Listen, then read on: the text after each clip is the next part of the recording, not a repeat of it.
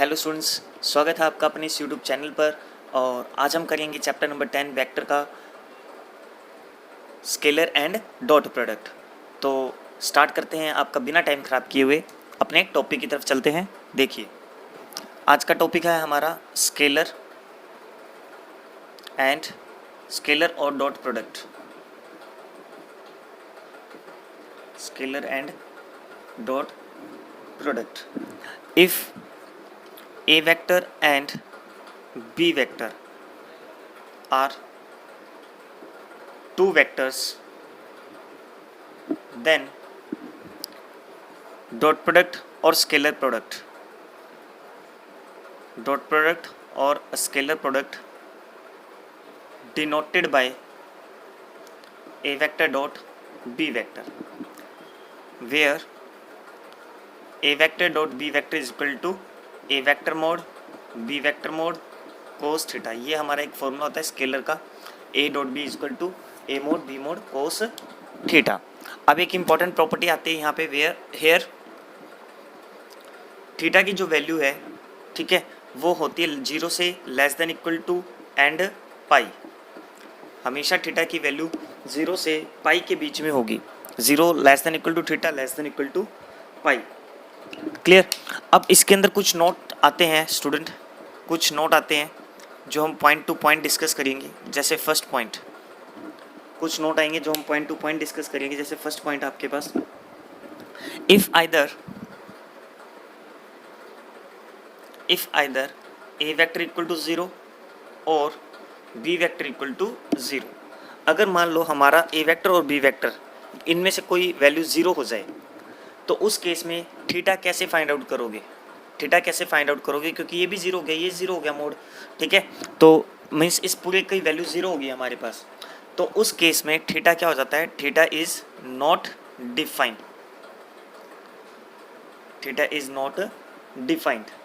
ठीक है। We defined यहाँ पर हम क्या डिफाइन करेंगे? A dot B is equal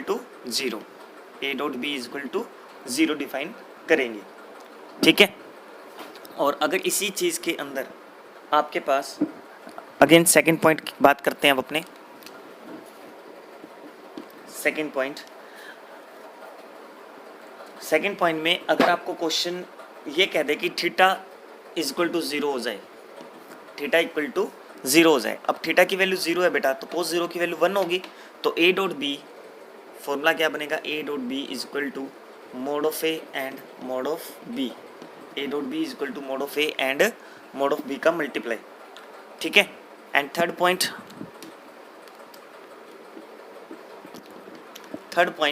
theta is 90 degree. या मैं ये कह दूं कि A vector and B vector are perpendicular,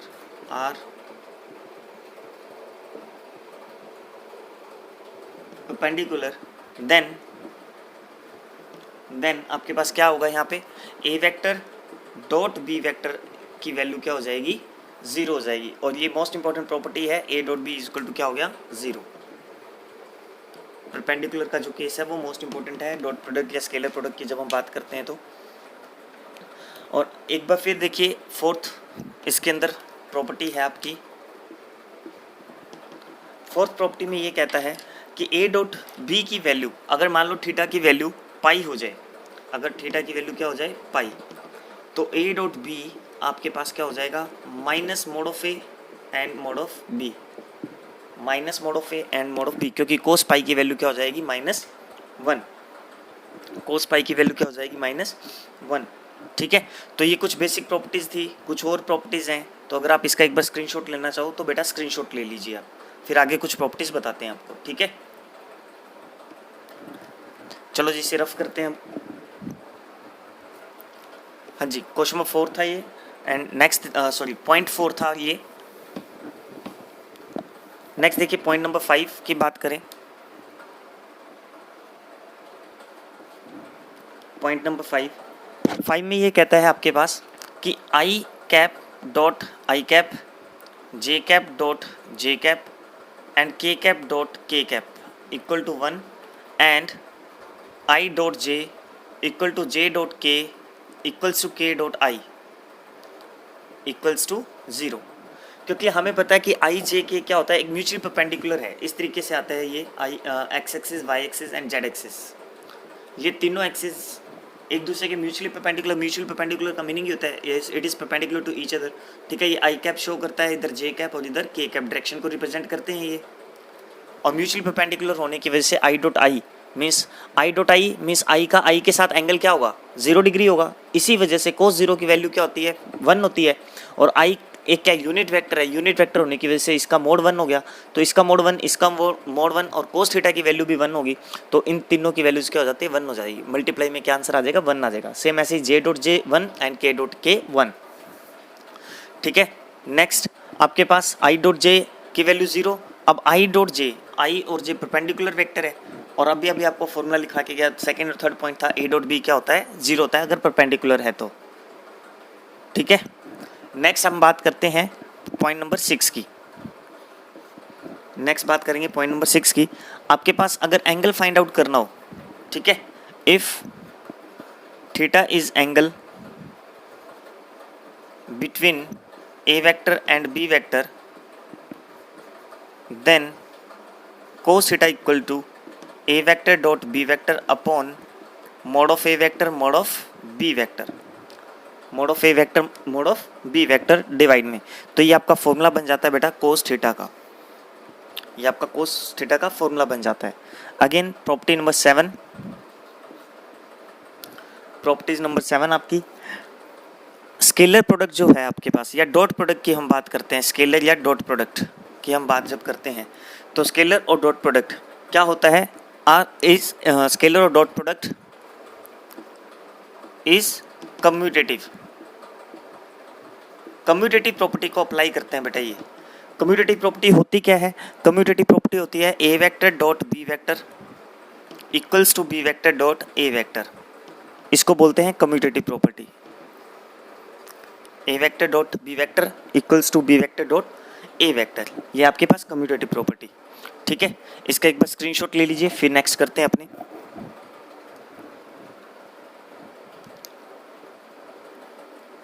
चलो जी नेक्स्ट देखिए। अब मान लो आपको ए वेक्टर दे रखा है, आपको 8th पॉइंट की बात करें अगर अपने, आपको ए वेक्टर दे रखा है,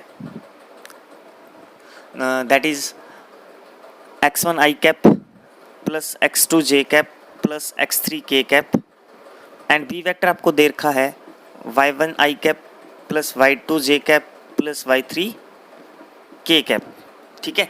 तो आप A dot B, A vector dot B vector कैसे फाइंड आउट करते हो, ए डॉट बी आपको पता है डॉट प्रोडक्ट करेंगे, तो अभी जैसे हमारी 5th या 6th प्रॉपर्टी थी, आई डॉट आई 1 होता है, आई डॉट जे 0 होता है, तो आई डॉट आई 1 होता है, तो हम इसको कैसे लिखेंगे, x1 y1, या मैं ये कह सकता हूँ आई कैप का आई कैप के साथ मल्टीप्लाई, जे कैप का जे के साथ डॉट प्रोडक्ट होता है, और के कैप का के साथ डॉट प्रोडक्ट होता है, या उनके कोफिशिएंट का मल्टीप्लाई होता है। तो x1 y1 plus x2 y2 plus x3 y3, तो ये आपका एक फॉर्मूला बन जाता है, या फाइंड करने के लिए मेथड बन जाएगा ए डॉट बी के लिए, ठीक है।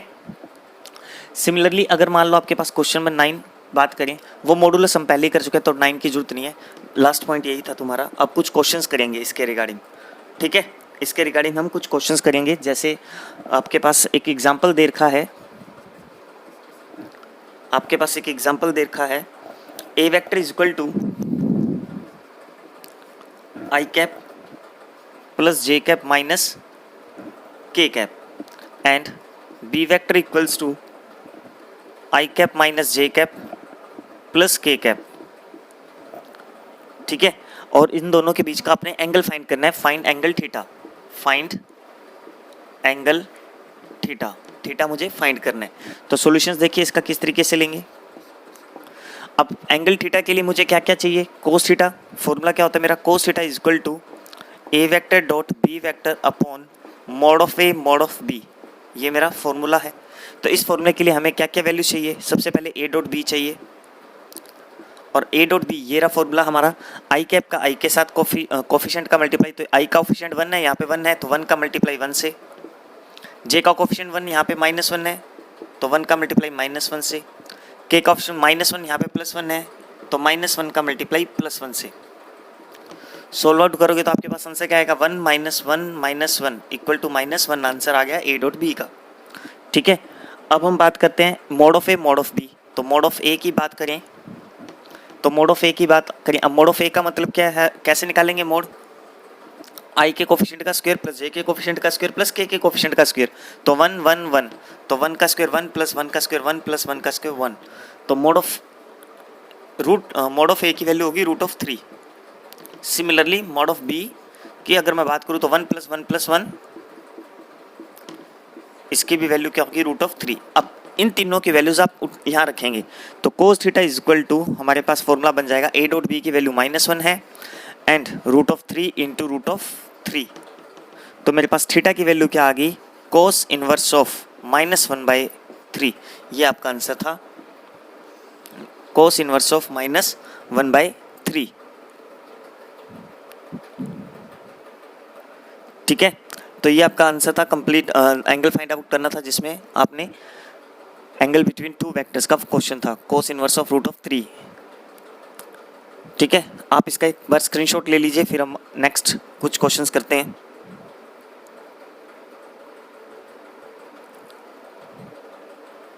चलो जी नेक्स्ट करते हैं बेटा। देखिए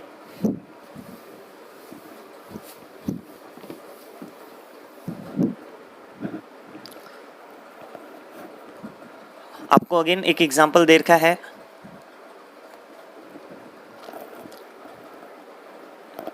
ए vector is equal to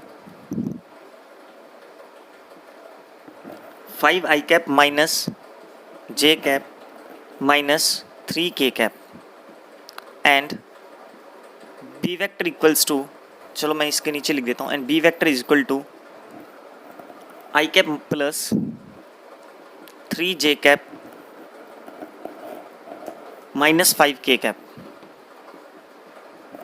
question कहता है show that a vector plus b vector and a vector minus b vector are perpendicular. ये हमें प्रूव करना है। Show that a vector plus b vector and a vector minus b vector are perpendicular. अब बेटा देखिए perpendicular prove करना है। Perpendicular का मतलब क्या हो गया, a dot B equal to 0। ये हमारा फॉर्मूला था कि कोई भी वेक्टर परपेंडिकुलर कब होता है, परपेंडिकुलर होता है a vector dot b vector equal to 0 होना चाहिए। लेकिन यहाँ पे a vector dot b vector 0 नहीं होना चाहिए। यहाँ पे a का मतलब क्या है, यहाँ पे a का मतलब है, यहाँ पे मैं कैपिटल A लिख लेता हूँ, यहाँ पे कैपिटल B लिख देते हैं। ठीक है, a वेक्टर का मतलब है a प्लस बी और कैपिटल B का मतलब है a माइनस बी। समझ में आ गया। तो आप सबसे पहले तो a प्लस बी निकालिए और फिर a माइनस बी निकालिए। तो हेयर सॉल्यूशन की बात करते हैं। तो a vector plus b vector, तो सबसे पहले बेटा a वेक्टर की बात करें, a vector plus b vector की बात करें। ठीक है, तो a प्लस बी इन दोनों का प्लस करोगे तो 5 + 1 6 हो गया, क्योंकि i का i के साथ ही प्लस होगा और j का j के साथ ही प्लस होगा। ठीक है, नेक्स्ट देखो बेटा आप अपने पास -1 एंड +3, तो प्लस का 2j कैप -3 -5 तो माइनस का 8k कैप। ये तो हो गया प्लस हमारा। अब बात करते हैं a vector minus b vector की, a vector minus b vector की। तो 5 माइनस, क्योंकि a में से आप b माइनस कर रहे हो, a में से b माइनस कर रहे हो, तो 5 - 1 4, -1 -3 हो जाएगा, तो माइनस का 4, -3 माइनस प्लस 5 प्लस का 2k कैप, ये बन जाएगा आपके पास। ठीक है, अब a प्लस बी आ गया, a माइनस बी आ गया। अब इन दोनों का डॉट प्रोडक्ट करवाएंगे। Now a vector plus b vector का dot product a vector minus b vector से। अगर इसकी वैल्यू 0 आ गई तो इट इज परपेंडिकुलर, और अगर 0 नहीं आई तो both are not perpendicular. Simple सा लॉजिक है। तो इन दोनों का आप डॉट प्रोडक्ट करवाना है, और डॉट प्रोडक्ट कैसे करवाते हैं, i का i के साथ मल्टीप्लाई, तो 6 का 4 के साथ, 6 का 4 के साथ मल्टीप्लाई, 6 × 4, 2 का -4 से एंड -8 का 2 से, -8 का 2 से मल्टीप्लाई। ठीक है, तो आपके पास आंसर क्या आएगा, 24 -4 × 2 8 -8 × 2 16। तो 24 - 24 आंसर क्या आ गया 0, और 0 आते ही हम क्या कह देंगे, सो या hence a vector plus b vector and a vector minus b vector are perpendicular. Hence proved. Hence proved. ठीक है बेटा, ये था आपके पास क्वेश्चन. अब बताइए कोई डाउट्स है तो.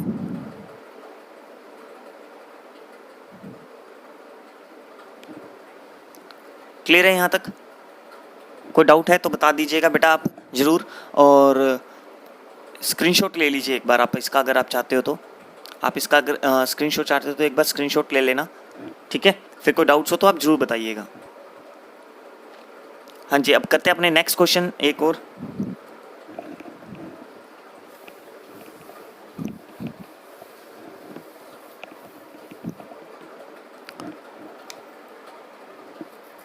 अच्छा एग्जाम्पल दिया आपको बेटा. नेक्स्ट एक बढ़िया एग्जाम्पल दिया आपको. For any two vectors, question पहले क्वेश्चन समझ लो. For any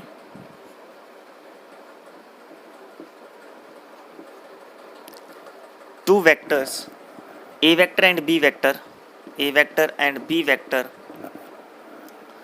we always have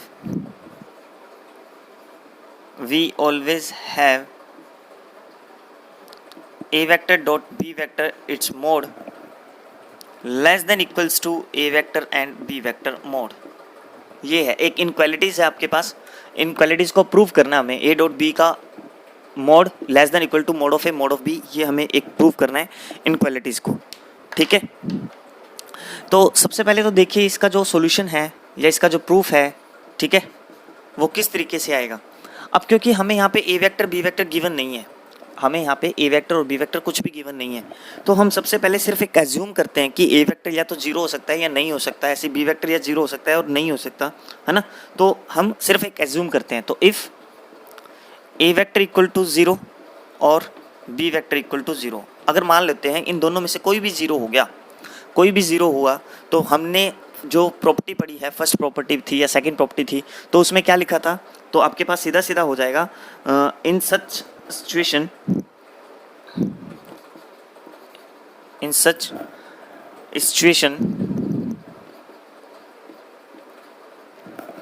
we have, means हमें क्या मिल जाएगा यहाँ पे, अगर आप ये लेते हो तो mod of A dot B equals to zero equals to mod of A and mod of B, ये चीज़ बन जाएगी.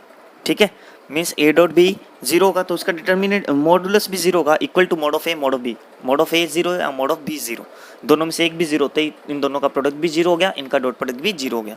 तो बेटा हमें जो प्रूव करना था कि ये या तो लेस देन होंगे या इक्वल होंगे, तो इक्वल हो रहे हैं, है ना. तो अगर ये जीरो है तो एक कंडीशन तो मेरी सेटिस्फाई होगी.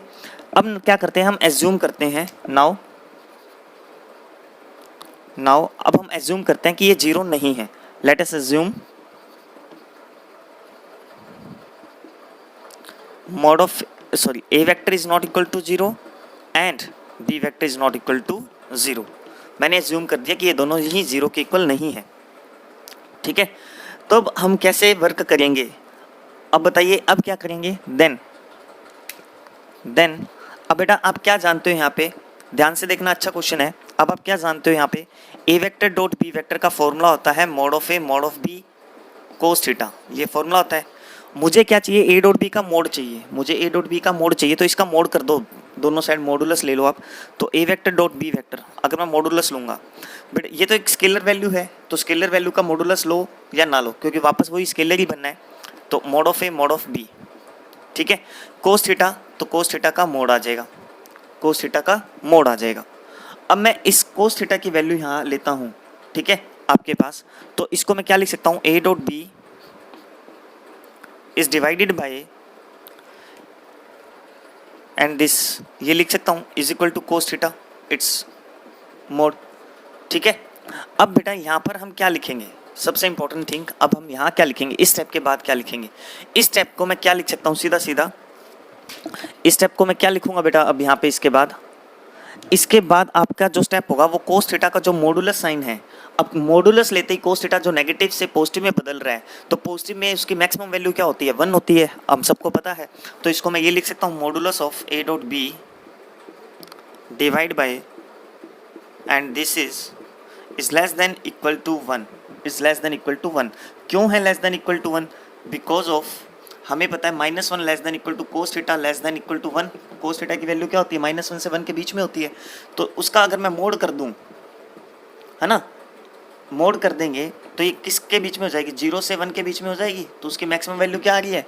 1 आ रही है। उसकी मैक्सिमम वैल्यू क्या आ रही है? यहाँ पे 1 आ रही है, ठीक है। तो मैक्सिमम वैल्यू जब 1 आ रही है तो हमने यहाँ पे क्या किया? कोस थीटा के मोड की वैल्यू रख दी 1। अब इसे जब आप सोल्व करोगे तो a dot B equal to mod of a and mod of b, ये हमें प्रूफ, सॉरी इक्वल की जगह क्या आएगा? यहाँ पे लेस देन इक्वल का साइन था तो लेस देन इक्वल आएगा। और मुझे यही चीज़ प्रूव करनी थी, हैंस प्रूव्ड। ये था बेटा आपका क्वेश्चन। क्लियर? कोई डाउट हो तो ज़रूर बताना बच्चे, और अदरवाइज़ आप स्क्रीनशॉट ले सकते हो। हाँ जी स्टूडेंट्स, अगर आपको वीडियो पसंद आई हो तो प्लीज़ लाइक सब्सक्राइब शेयर जरूर कीजिएगा और कमेंट सेक्शन में ज़रूर बताइएगा अपने सुझावों को। ठीक है students, okay, thank you, good luck.